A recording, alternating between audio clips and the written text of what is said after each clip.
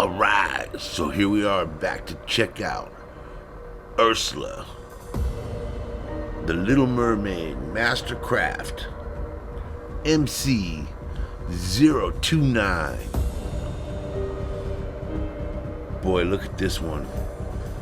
She is a large figurine too. Let me tell you, she's gonna take up a lot of shelf space. 41 centimeters high. She's about 25 centimeters round. She's pretty big and she is heavy. She's gonna need a good solid shelf to sit on. You can see there she is. All her glory.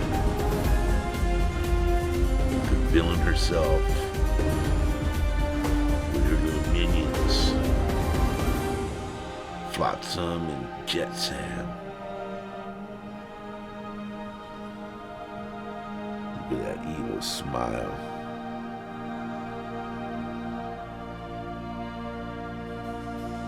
Her scepter is made of metal. She's about 5 pieces. I can't remember how many she is. The evil smile. The crown stays on with magnetism.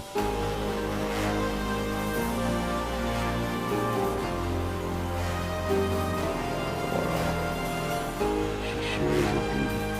One of my favorite big figs right here. No doubt about it.